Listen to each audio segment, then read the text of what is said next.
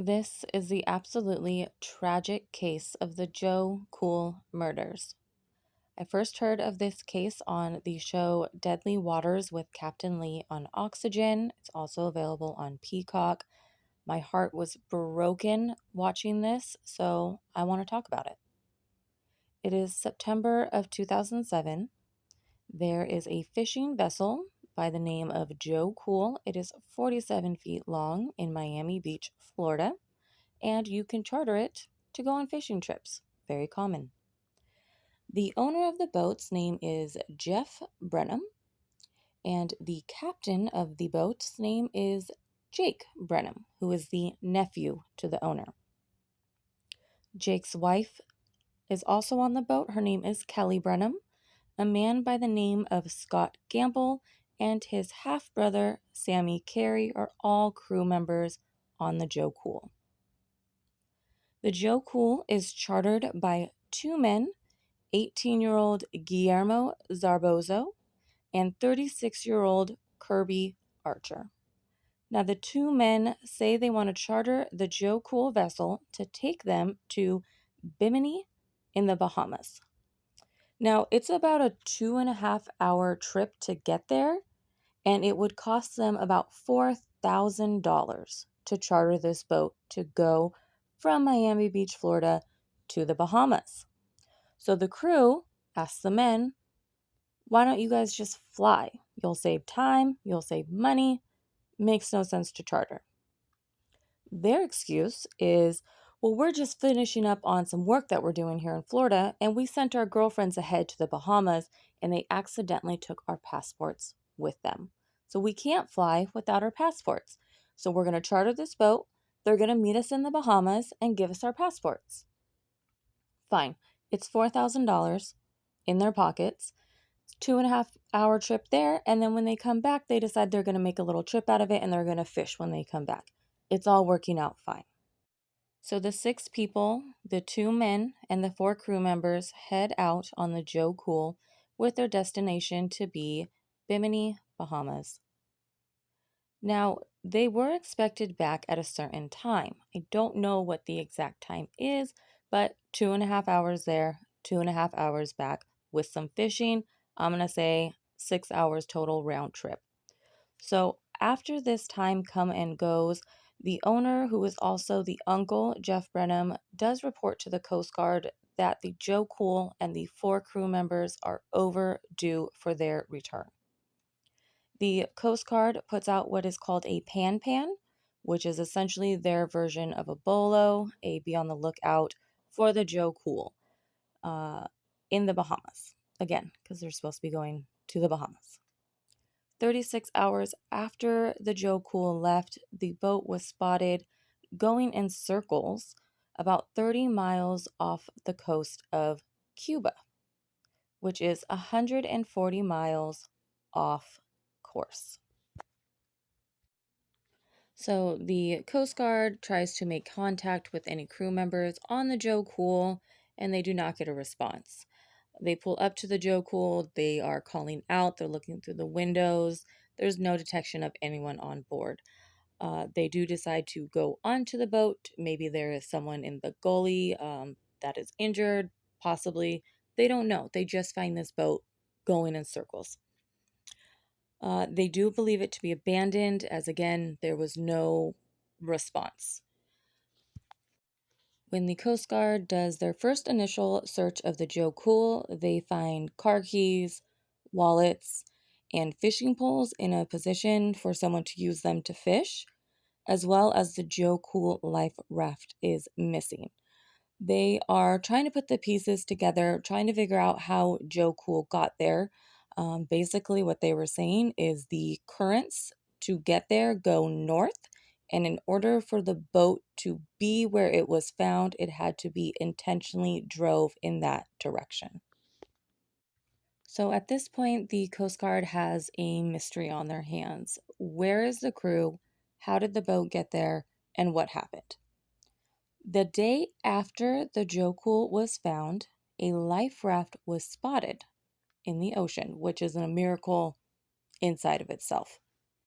The helicopter hovers over the life raft, No signs, nothing's happening. So they go a little lower and it ends up blowing the top of the life raft open. And you see that there are two people inside of the life raft. They lower down the basket, each one climbs in, and they pull them up into the helicopter. Now it's loud in the helicopter. They don't have a microphone to speak to each other. So one of them is handed a piece of paper and a pen.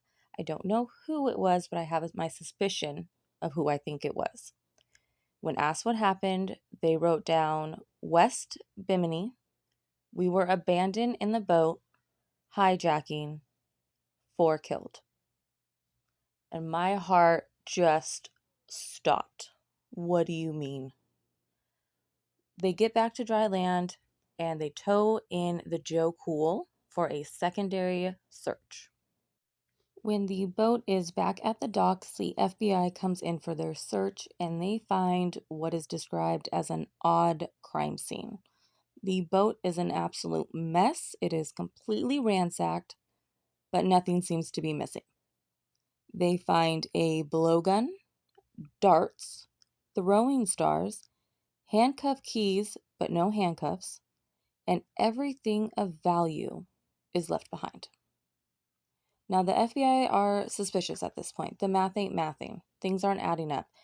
If the boat was hijacked, why was it abandoned?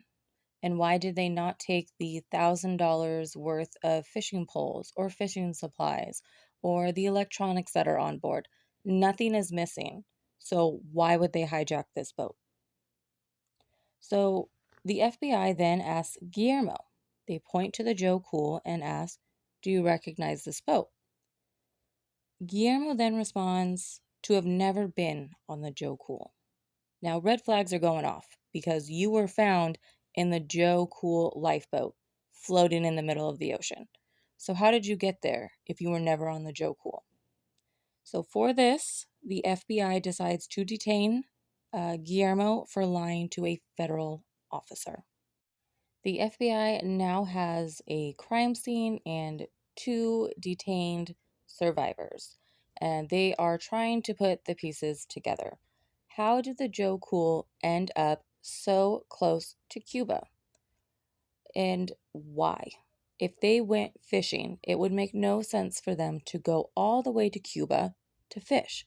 There's plenty of fish between the Bahamas and Florida. Another thing to note is to take that way wouldn't make sense to an experienced fisherman because of how long it is and how much gas you would need to get there. You would run out of gas before you would ever reach Cuba. So, why was the boat going to Cuba? So, the FBI decides to ask Guillermo and Kirby Archer questions. Guillermo claimed Cuban pirates hijacked their boat. The pirates then killed Jake, Kelly, Scott, and Sammy before forcing Kirby to drive the boat towards Cuba for nearly 8 hours before running out of gas. When they asked Archer the side of his story, it did not match what Guillermo was saying. Who died when and the pirate's description were not the same. One said they were wearing shorts and flip flops. The other said they were wearing pants and sneakers. Now, if you're both being attacked by the same pirates, wouldn't you both have the same story? So, the FBI did some digging into the background of the 2 survivors. They found that Guillermo is an 18-year-old. He had no criminal record, lives with his family, and was a security guard. Then they looked into Archer and found that he was on the run for a warrant in Arkansas, where allegedly he stole $92,000 from the Walmart he worked at. So the federal agents arrest Archer for the warrant he has in Arkansas, but they have nothing to hold Guillermo on. So the federal agents then decide to search Guillermo's home, where they find a receipt for 9mm ammunition. They also found 9mm ammunition casings on the Joe Cool. So the federal agents then take all of the information that they find and they go to Archer and tell him, look, we know you did it. The math ain't mathin'. We know you're behind it, and we will prosecute you and we will seek the death penalty. And Archer cracks. He doesn't want to die. He doesn't want the death penalty. Can you imagine? That's weird. So then he cracks and he tells them everything. He said he first met Guillermo at an auto body shop where Guillermo was the security guard at. And Guillermo desperately wanted to be in law enforcement. Knowing this, Archer comes up with this wild story. He convinces Guillermo he is a CIA agent and needs Guillermo's help on a mission to Cuba. He convinces Guillermo this is a top secret mission, and if they make it to Cuba, then Guillermo would have a job with the CIA. This obviously is absolutely not true, and he was trying to flee to Cuba. He was going to take the $92,000 he allegedly stole and run. The two men then charter the Joe Cool with the intent to hijack the boat and head to Cuba. They never gave a reason to why they chose the Joe Cool, just that they were trying to make it to Cuba. Kirby Archer shot and killed Jake and Kelly, while Guillermo killed Gamblet and Carrie. They were then thrown overboard. Sadly, their remains have never been found. Archer pleaded guilty to avoid the death penalty because, again, Archer didn't want to die. Poor guy. Guillermo, however, still maintains this was a super top secret CIA mission. He was headed to trial where he was found guilty and given life without parole. This story is so sad and senseless. I do believe Archer was the brains behind everything. I think Guillermo, maybe being young and naive or possibly having some mental health issues, was pulled into this. So, four people's lives were lost, and one person is now doing life without parole, all because Kirby Archer wanted to steal $92,000 from Walmart. I do hope the families of Jake Brenham, his wife Kelly Brenham, Scott Gamble, and brother Sammy Carey can have some kind of closure with these two men behind bars, knowing that they will never get out to do this again.